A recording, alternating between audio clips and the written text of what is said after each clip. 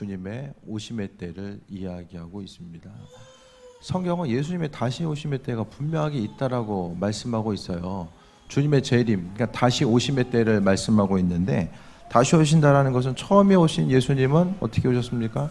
구세주로 오셨지만 두 번째는 심판주로 오신다라고 성경은 말씀하고 있어요.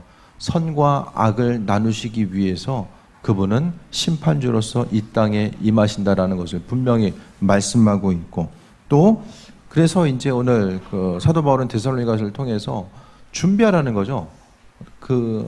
주님 오심의 때를 이야기하면서 우리가 준비되는 삶을 살아갈 것에 대해서 말씀하고 있는데, 그러니까 주님 오심에 대한 소망함 자체, 그러니까 우리가 주님을 만나는 것은 우리가 죽어서 천국 가거나 아니면은 주님이 이 땅에 오시거나 둘 중에 하나의 순간이 성경은 분명하게 있다는 것을 말씀하고 있습니다. 그게 언제일까요?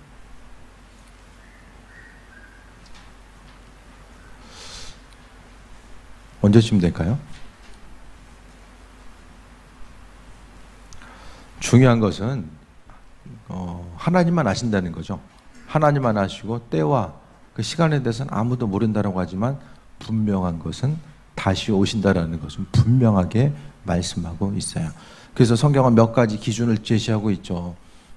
여러 가지 그러니까 자연, 재해와 기근도 이야기하고 있고, 특별히 땅끝까지 복음이 전파되는 그 부분도 말씀하고 있죠.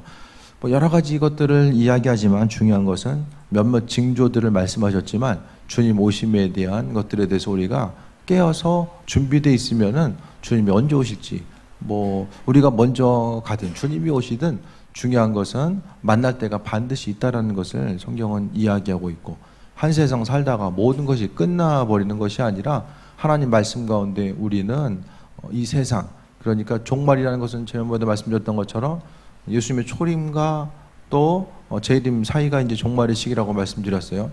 지금은 마지막 때를 살아가고 있는 종말의 때.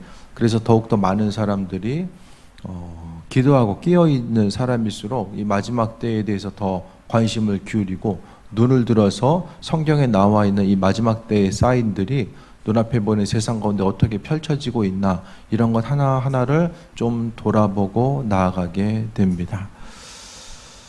세상을 통해 보게 되면 뭔가 좀 예전보다는 살기 편리한 부분들은 분명하게 있죠. 기술이 발달됨으로 인하여서 삶이 좀 편해진 부분도 분명히 있겠지만, 그 편해짐과 동시에 그 다른 이면에는 정말로 힘들고 어려운 고통의 메시지, 또 파괴의 메시지들이 계속해서 들려지는 것들 또한 보게 됩니다. 그래도 예전에는 좀 신문을 보더라도 뭔가 좀 훈훈한 소식들이 좀 있었잖아요. 보면서 세상이 이렇구나. 어떤 객관적인 지식을 전달받는 그런 통로였다든지, 삶에 있어서 아직은 좀 그 세상이 좀 살만하다라고 하는 그런 따뜻한 소식을 전할 수 있는 그런 부분. 근데 점점 가면 갈수록 이제 조금 더 지나면 제가 보기엔 사람들 뉴스 안 볼 것 같아요. 그냥 보고 싶은 정보들만 찾아가지고 보지, 이제는 신문이나 뉴스나 지금도 그렇잖아요. 신문 보게 되면 점점 더 그렇고, 뉴스도 지상파 뉴스를 보게 되면 점점 시청률이 떨어지잖아요. 물론 정치적인 이슈도 있겠지만 중요한 것은 사람들이 뉴스를 보면서 갖게 되는 이런 생각들 자체가 피곤한 거예요.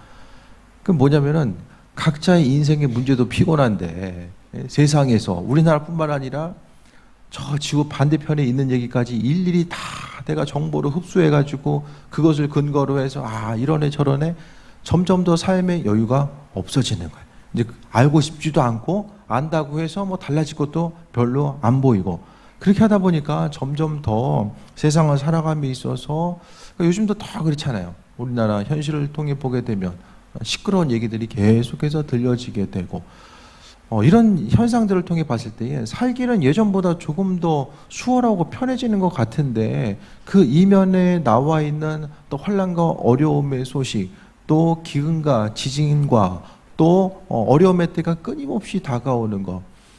이제 앞으로 생선 먹을 날도 얼마 안 남았습니다. 먹을 수 있을 때 많이 드세요.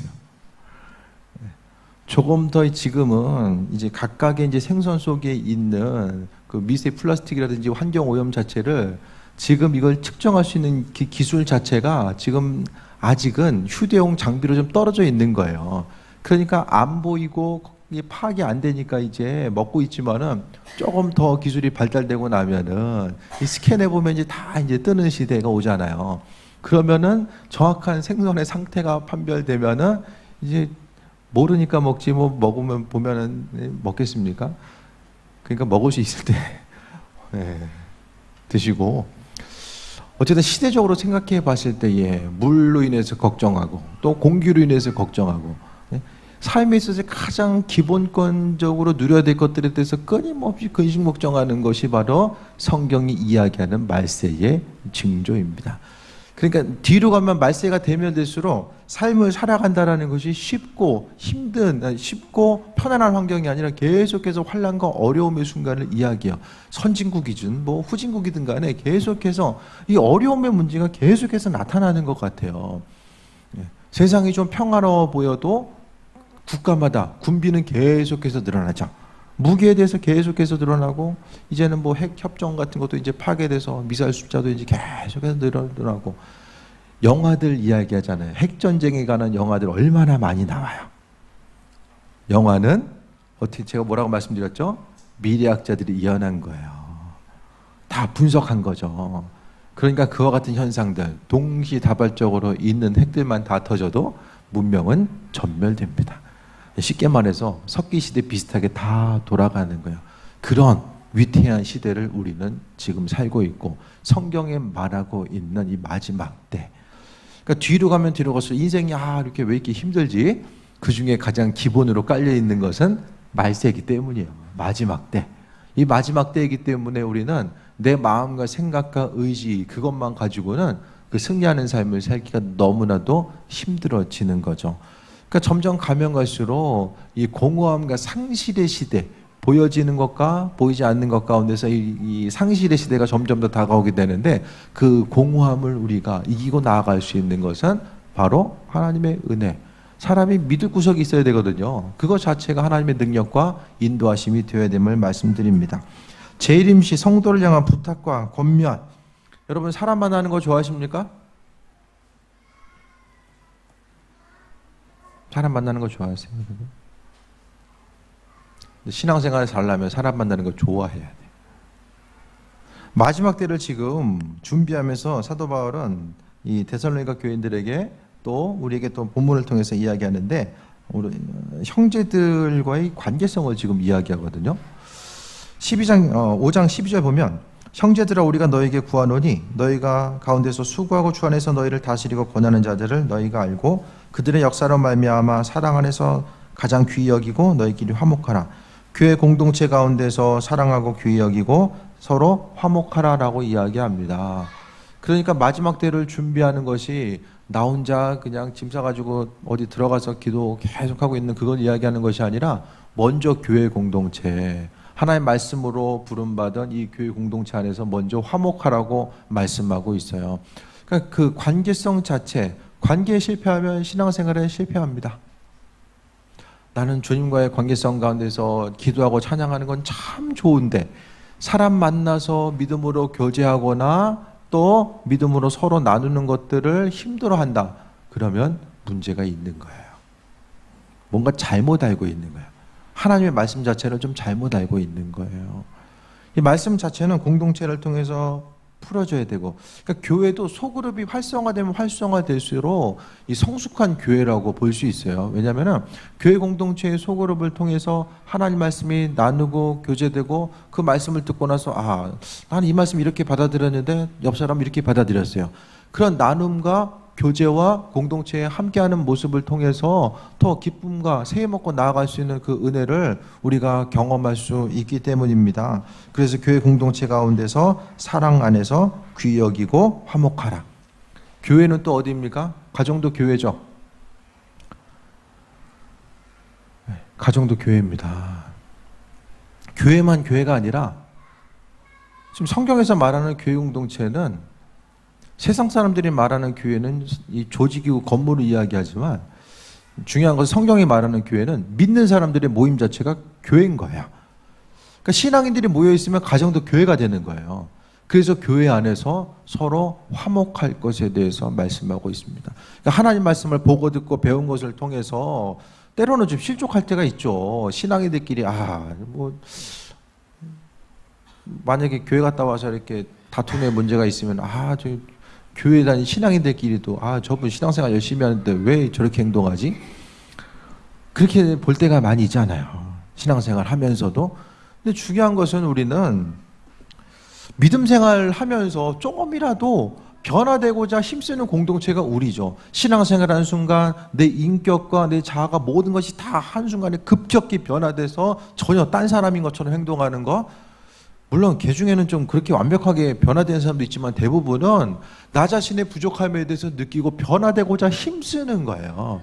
그 앞 사람의 옆 사람의 모습, 그러니까 말씀에 대해서 인식하고 있으면은 그 말씀을 근거로 해서 내가 변화돼야지 하지만 또 때로는 인간의 육신적인 소욕과 또 욕심과 생각들이 올라옴을 통해서 넘어질 때도 많이 있잖아요.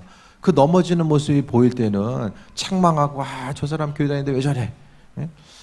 이렇게 기도하는데 왜 저럴까? 그것이 아니라 그 사람을 있는 그대로 오늘 본문 가운데 나와 있는 것처럼 귀히 여기고 사랑 안에서 귀히 여기고 화목의 관계성 가운데 나아가는 그 부분을 이야기합니다. 그러니까 신앙생활함에 있어서 이 사랑과 화목의 관계성이 깨져버리면 믿음 생활 가운데 중요한 것은 하나님과의 관계성이 문제가 생길 수밖에 없다라는 것을 말씀하고 있습니다.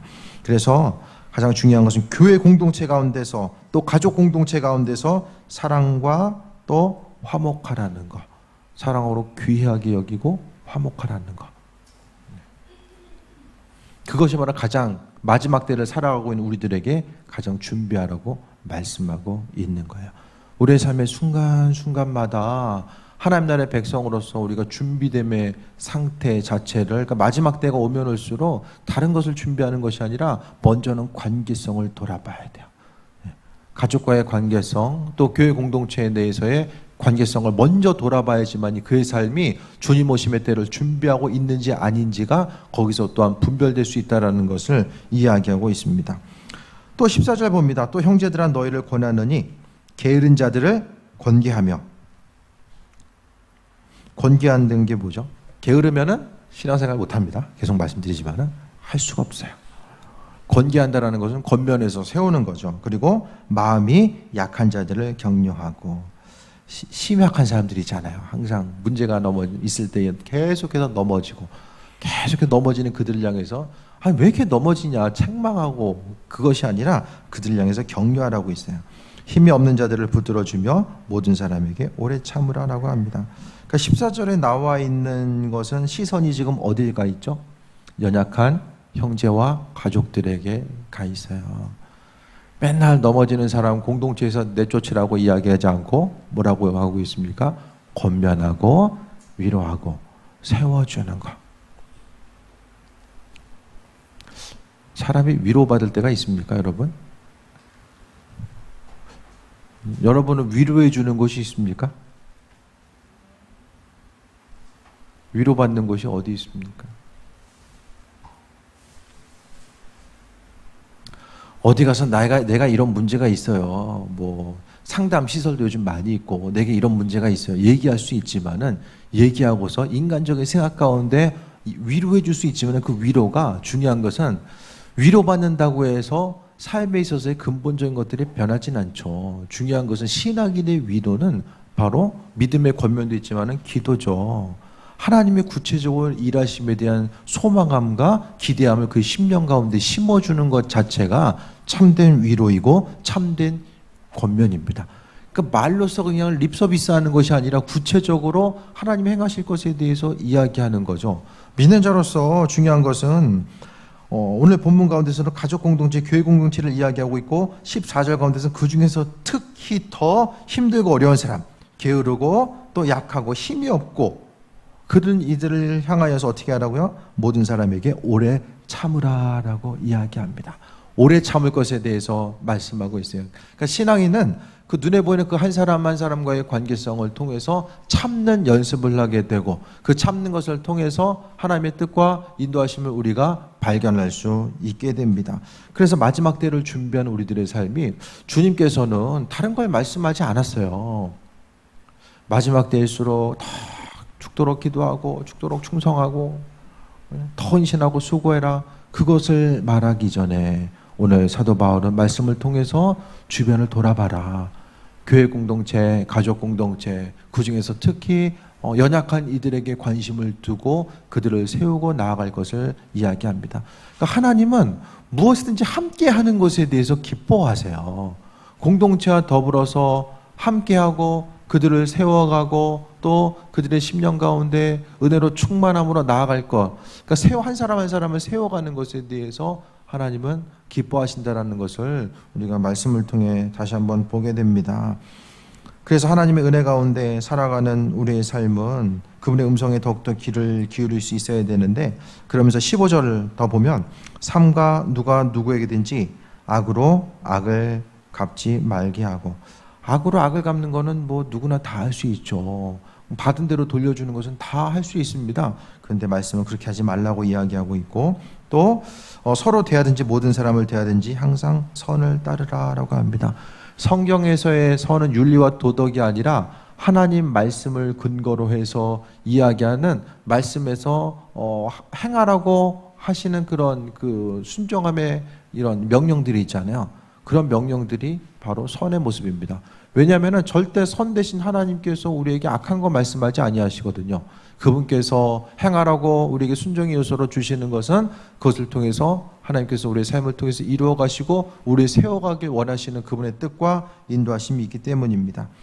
그럼 이 모든 것을 가능하기 위해서 12절 부분부터 15절까지 나와 있는 삶, 그러니까 수고하고 또 사랑 안에서 귀히 여기고 화목하고 게으른 자들을 권계하고 마음이 약한 자들을 격려하고 힘없는 자들을 붙들어주고 모든 사람에게 오래 참고 악으로 악을 갚지 말고 항상 선을 따르라고 하는 12절부터 15절까지 나와 있는 이런 그 마지막 때를 살아감에 있어서의 믿음의 권면들을 어떻게 행해야 될까? 성경은 무조건 하라고 하지 않고 하는 방법 또한 구체적으로 알려주는 경우가 상당히 많이 있어요. 이거 어떻게 해야 되죠? 그것을 16절부터 말씀하고 있습니다. 항상 기뻐하라 라고 합니다.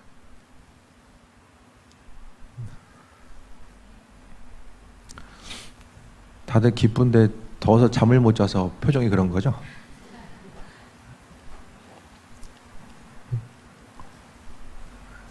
성경은 기뻐하라고 말씀합니다. 그러니까 사람에게 있어서의 건강한 신앙생활의 척도가 뭐냐? 그게 바로 기쁨이에요. 기쁨. 얼마나 큰 기쁨이 있나? 그 기쁨은 표출되어 나오죠. 어떻게? 입술의 고백과 얼굴 표정으로서 삶의 행동으로서 자연스럽게 흘러나와요. 사람이 가지고 있는 기쁨은 인생이 정말 기쁘면은 혼자만 가지고 있으려고 해도 그게 잘 안 돼요. 자연스럽게 흘러나와서 누군가에게 선한 영향력을 미치면서 살아가는 것으로서 표출돼 나올 수밖에 없다라는 것을 또 이야기하고 있습니다. 그래서 믿는 우리들의 삶은 항상 심령 가운데 기쁨. 다른 거 뭐 다 가져도 원하고 싶은 거 다 이룬다라고 할지라도 기쁨 없으면 무슨 소용이 있겠습니까? 심령 가운데 그 기쁨 자체가 하나님과의 관계성을 이야기하고 내 인생의 신앙의 건강함 또 삶의 건강함 자체를 이야기하는 것이 전부 다 이 기쁨의 요소로서 우리에게 표출돼 나오게 됩니다. 그 다음에 쉬지 말고 기도하라라고 합니다. 항상 주님을 기억하라는 거죠. 삶의 순간순간마다 기억하는 것인데 인생의 기쁨과 기도하는 것도 다 마찬가지로 이 기도함을 통해서 하나님의 은혜를 공급받아야지만이 그분의 인도하심을 통해서 행해야지만이 이 12절부터 15절까지가 가능합니다. 서로 사랑하기보다는 사람이 가지고 있는 육신의 생각을 통해서 다른 사람들을 판단하는 것을 먼저 우선시하냐고 자연수로 합니다. 사람이 가진 본성이 그렇다는 거예요. 그러니까 우리가 가지고 있는 본성은 앞서서 이야기하는 이 마지막 때를 살아감에 있어서 행해야 되는 것들을 아주 쉽고 편안하고도 자연스럽게 할 수 있는 것들은 하나도 없습니다. 사람은 받은 대로 돌려주고자 하고 힘들고 어려운 사람을 위해서 왜 그러냐 책망하기 또 쉽지 않아요. 또 기다리는 것 자체를 어려워하고. 그런데 여기서 말하고 있는 12절부터 15절까지 내용들은 바로 예수님께서 이 땅에 오셔서 우리에게 먼저 보여준 것이고 또 우리가 그분을 따르고 그분을 의지하는 삶을 통해서 우리의 심령 가운데 자연스럽게 표출돼 나올 수밖에 없는 것이 바로 위의 계명이고, 항상 기쁨과 쉬지 말고 기도함을 통해서, 이 기도를 통해서 바로 이 공급받음의 이 통로가 온전히 채워져야지만이 그것을 통해서 여기 나와 있는 이 계명들을 한 가지 한 가지 반응하고 나아갈 수 있게 됩니다. 믿음 생활함에 있어서의 삶의 변화, 이 성경은 바로 하나님의 생명이고 능력이죠. 이 생명과 능력인 이 하나님의 말씀이 있음에도 불구하고 그 하나님을 경험하지 못하는 것은, 중요한 것은 이 말씀을 우리 심령 가운데 적용하지 못하고 살아가기 때문입니다.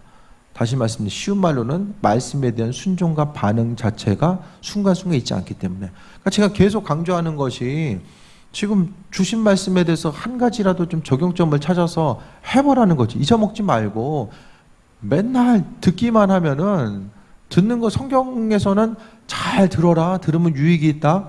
듣는 것에 대한 유익은 바로 이 듣는 것과 움직이는 것을 지금 하나로 전제 조건을 한 다음에 유익이 있다라고 말씀하고 있는 거예요. 그러니까 단순히 듣는 것으로 인해서 말씀을 머릿속에 기억하고 듣는 것으로 인해서 끝쳐서는 아무런 유익이 없습니다. 중요한 것은 말씀이 우리 심령 가운데 왜 유익이 없냐면 말씀의 본질이 무슨 뜻인지를 모르기 때문이에요.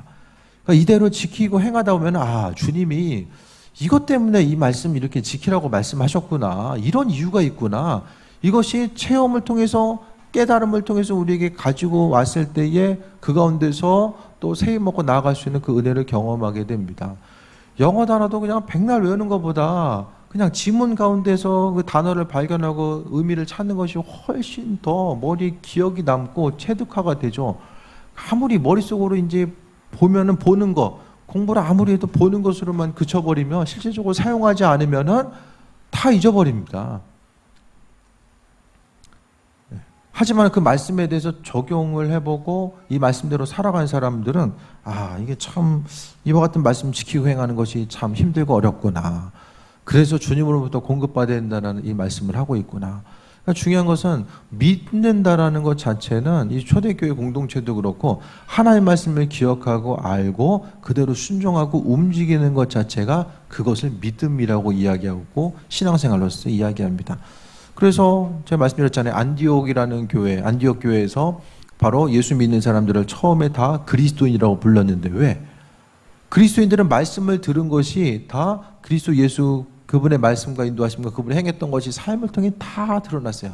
말씀을 들은 대로 지키고 순종하고 움직이고자 한 거예요. 그러니까 지금 한국 교회가 어려움을 경험한 것은 말씀에 대해서 듣고 듣는 것으로 그치고 그것을 행하고 적용하는 사람이 없다 보니까 하나님의 말씀과 그 은혜와 능력이 세상 가운데 빛으로서 비춰지지 못하고 있기 때문에 또 어려움을 경험하게 됩니다. 교회에 있는 지금 이 시간 교회에서 예배하고 있는 이들이 그날 설교 말씀 가운데서 한 말씀이라도 잡아서 삶의 여정 가운데 각각의 터전 가운데서 그 한 여러 가지도 아니고 그냥 한 가지만 잡아가지고 실천하고자 한다면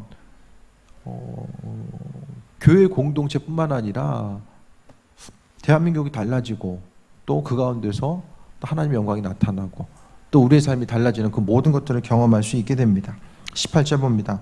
범사에 감사하라, 이것이 그리스도 예수 안에서 너를 향하신 하나님의 뜻이니라.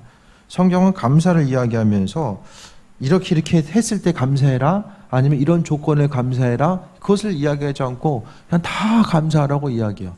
그러니까 눈을 떠서 보여지는 모든 것들, 또 저녁에 눈을 감기 전에 보여지고 그 사이에 우리가 경험되는 이 모든 것들을 전부 다 감사의 조건이라고 이야기합니다. 다른 것이 또 있습니까? 다 감사해요. 다. 전부 다.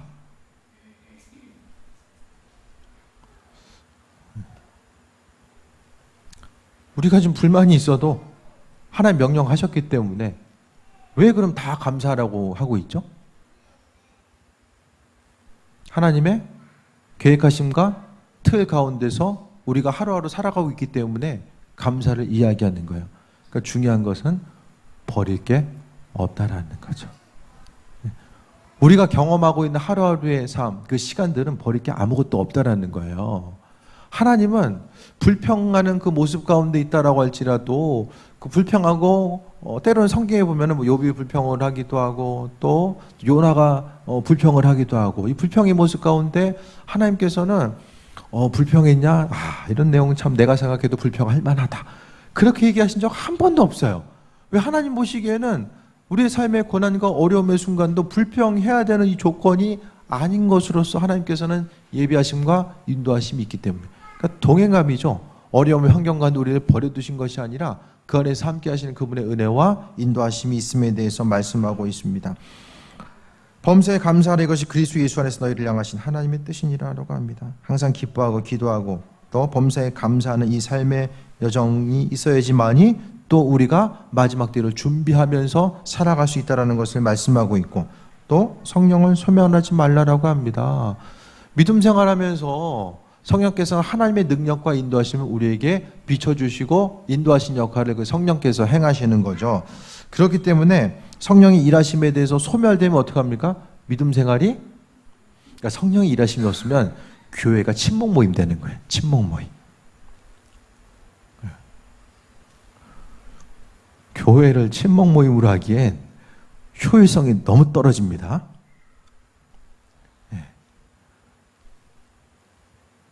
효율성이 뭔지 아시죠? 친목 모임하기엔 너무 자주 모여. 열정이 쏟아져야 되는 부분이 너무 많잖아요. 친목 모임이면. 그게 아니기 때문에 교회 공동체에는 성령이 일하심, 하나님만이 일하실 수 있는 그 일들이 교회 공동체 가운데 있어야지만이 그것이 친목 모임이 아니라 우리가 하나님 말씀하신 거룩 하나님 나라의 백성으로서의 공동체를 이루어 간다는 것에 대해서 말씀하고 있습니다. 예언을 멸시하지 말고, 하나님 예언을 멸시하지 말라는 것은 금요일날도 말씀드렸던 것처럼 하나님께서 끊임없이 이 어려움의 시기를 어떻게 이기고 나아가야 될지에 대해서 우리에게 그분의 마음을 허락해 주시고, 그러니까 관계라는 것은 비슷한 틀 가운데 있긴 하지만은 아주 세분화되어 있어요.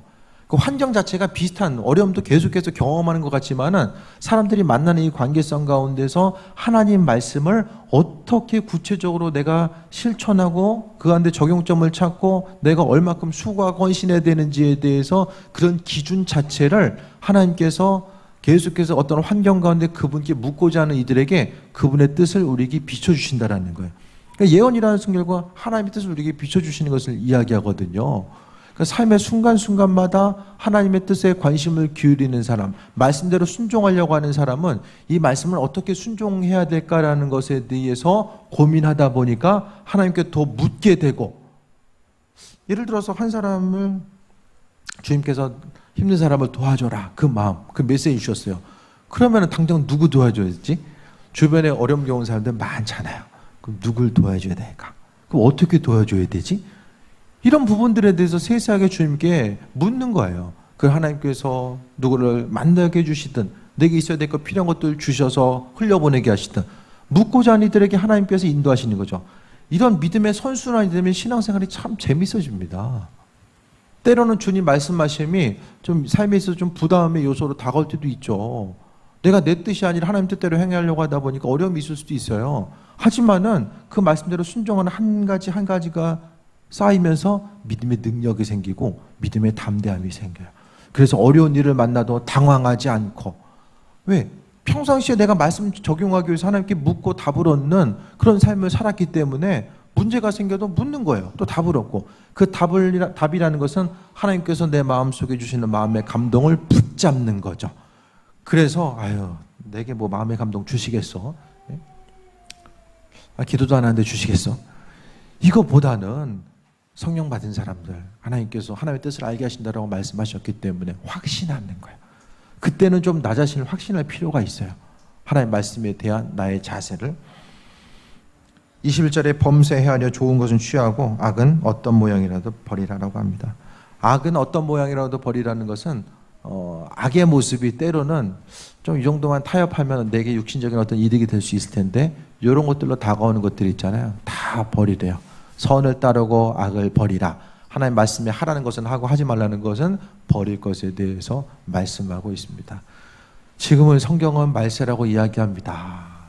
앞으로 세상이 좋아지겠지. 성경을 기준으로 보면 별로 그런 일은 우리 인생 가운데 나타날 것 같지 않아요. 이 지구적인 개념을 통해 봤을 때, 온 우주의 개념 가운데 이 지구라는 틀 가운데 봤을 때에 인생이 정말로 살만한 세상, 그 미래를 연구한 학자들이 SF 영화를 보더라도 미래가 정말로 좋아 보인다, 나도 저런 세상에서 살고 싶다라고 느껴진 영화가 혹시 기억나는 게 있으신가요? 미래가 너무 좋아 보여서 나도 저런 세상에서 살고 싶다.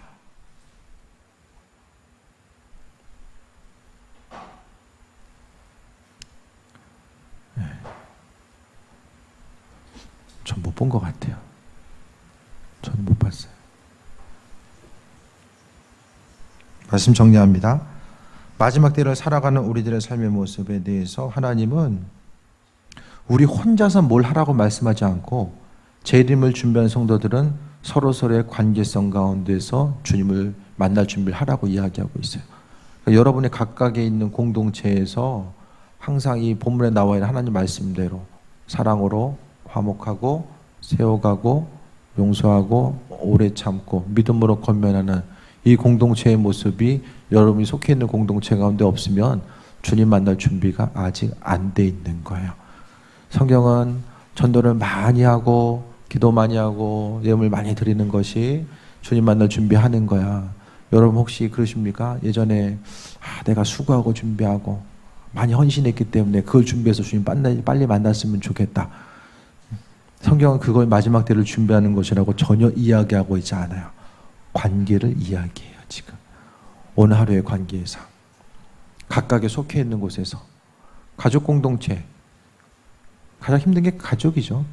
함께 맨날 얼굴 보고 하는 그런 가족 관계 가운데서 이런 주님의 말씀 자체가 적용이 안 되면 가정에서 실천이 되면 밖에 나가서도 가능한 것 같아요.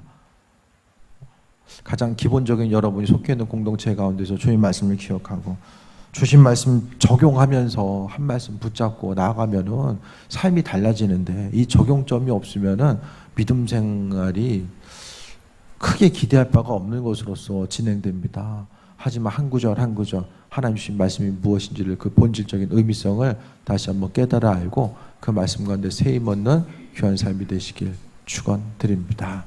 우리 기도합니다. 하나님 말씀을 근거로 해서 우리 기도할 텐데 주님 주신 말씀 가운데 적용하기 원합니다. 하나님의 말씀이 마음판에 새겨지고 그 말씀을 통해 세임 얻기 원합니다. 우리 잠시 통성으로 기도합니다. 주님의 은혜 감사합니다.